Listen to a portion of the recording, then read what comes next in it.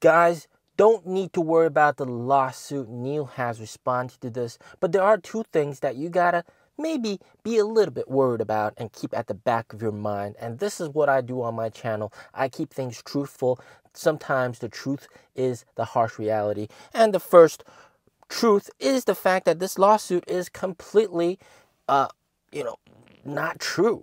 All right. And it's nothing you have to worry about. And then NIO has come out and responded that this is not a newly occurring incident. This is, these accusations are sort of echoes of what it's been a long time ago, of that Grizzly report many years ago. And of course, they already denied those reports under their investigation.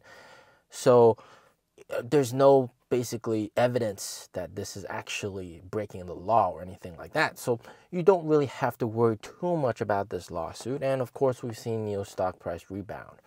But one thing that you do need to worry about is, of course, the publicity that this lawsuit has caused, and that there are, in fact, here in China, a lot of sales reps that are complete snakes. All right, some Li Auto sales reps telling all their customers that are considering, or they've chosen to buy the ESA, they're waiting for the car, and they told them, don't buy the car, man. Oh my God, there's breaking news that just happened. NIO, financial fraud, don't buy the car. Did you take delivery of the car? Thank God you didn't. Phew, you dodged a bullet. What the hell, right? Those Li Auto sales reps, they're saying that kind of shit, all right? Causing panic amongst the consumers. Some of the consumers, they don't really fully understand the whole situation. And of course, they get brainwashed. And of course, that is not great, obviously. And of course, NIO's execs have responded to this and said this is very devious for you guys to do, for Li Auto to do these kind of disgusting tactics. All right, sort of causing fear amongst a lot of the buyers. So there is that kind of some consequences with this lawsuit. Not in the sense that NIO is in deep trouble. They might be, but they're probably not. But there is some impact on the customer side. Some customers are, out of fear, forced to sort of cancel their orders because of these snake-like sales reps from these competitors.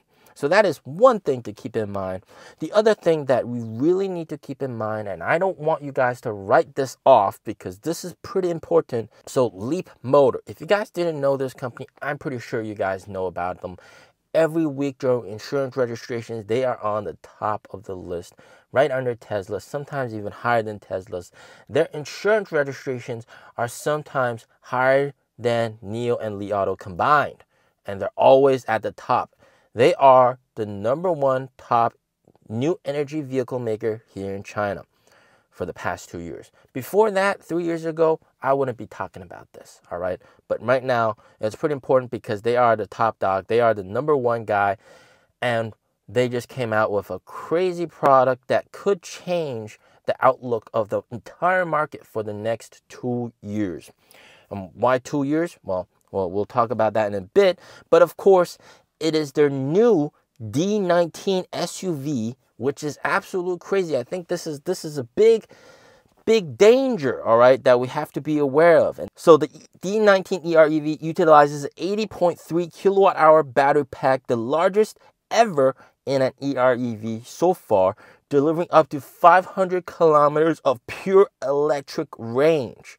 All right, just for reference, the Envoy L90 has an 85 kilowatt hour battery pack. The Envoy L60 has a 60 kilowatt hour battery pack. So this is insane. All right, and then of course the highlight is the fact that it has 800 volt high voltage fast charging, and then there is a 115 kilowatt hour pure EV version that can deliver up to 720 kilometers of pure electric range.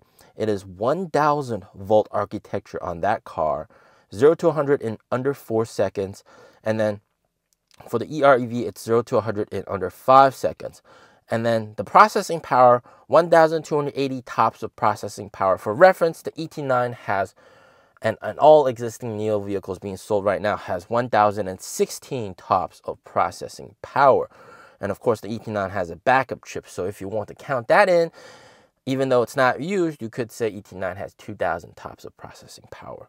So, and this car has a reference price of 300,000 RMB, meaning when it launches very soon next year, it's going to launch in 2026, it's probably going to be cheaper than that, which means this car will most likely be around the price of an Envoy L90, maybe even a little bit cheaper than that, and massive 6-seater luxurious SUV. And why am I talking about this? This is the most important part. At the end of the Envoy L90 launch event, and also at the end of the ES8 launch event, NIO CEO said, we're seeing a lot of EREV companies building pure electric large SUVs. This symbolizes the fact that the EREV age is coming to an end, and now it is the age of pure electric large SUVs.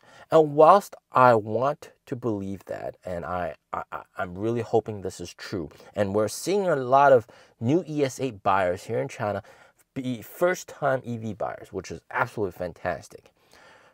The harsh reality is you're seeing a lot of these companies like Leapmotor, Li Auto, they're coming out with EREVs that have massive batteries, and their batteries are sometimes even higher than those of standard EVs. The batteries, they're EREV with battery that's bigger than Model S with the Model Y, which is absolutely crazy. So I'm kind of leaning towards the fact that maybe we're entering the age of large battery electric EREVs, which is kind of a little bit different from what NIO CEO hoped. But that is the harsh reality of things, and a lot of people are buying these cars, and you can see Leapmotor sales don't lie, right? They've been selling a lot of those cars. Now, should NIO be exactly worried? Well, I think NIO investors shouldn't be that worried. Yeah, you got to keep this at the back of your mind. That's why I said that at the very beginning. But I think Li Auto investors should be super worried, because this is definitely going to take Li Auto's lunch. They are already taking Li Auto's lunch, and you can see Li Auto's sales have dropped dramatically. Most of those sales went to Ito and also to Leapmotor. So this will have a much bigger impact on Li Auto than to NIO. But of course, there will be residual impact on NIO as well. So that's why I'm telling you guys about this. So even though we hope that everybody's just going to buy EVs, the harsh reality is a lot of people will still be buying these kind of large battery EREVs, and that will really suit their needs. And unless the laws change where it's like completely forbidden to buy like EREVs, they're going to continue to sell well, and they will continue to dominate the sales and outsell pure electric vehicles. And that's just the way it is. It's always been like that. EREVs sell more than pure EVs. People still have that little bit of range anxiety. And that car, by the way, the D19, the EREV version with the 80.3 kilowatt hour battery pack, it has a 40-liter small gas tank for, I guess, emergency use. So you basically drive it, and then you have that tiny gas tank for emergency use. And yeah, this is pretty crazy. Yeah, we'll have to see what kind of price this car is being set at. If it's really cheap, then this will really disrupt the market, because well, Leapmotor has been disrupting the market, so I wouldn't be too surprised if they do it again. Yeah, so keep that at the back of your mind. Just know about it. Don't worry too much about the lawsuit. I don't think much is going to come out of it, but do worry about this. All right. As always, stay safe, stay healthy. Peace out.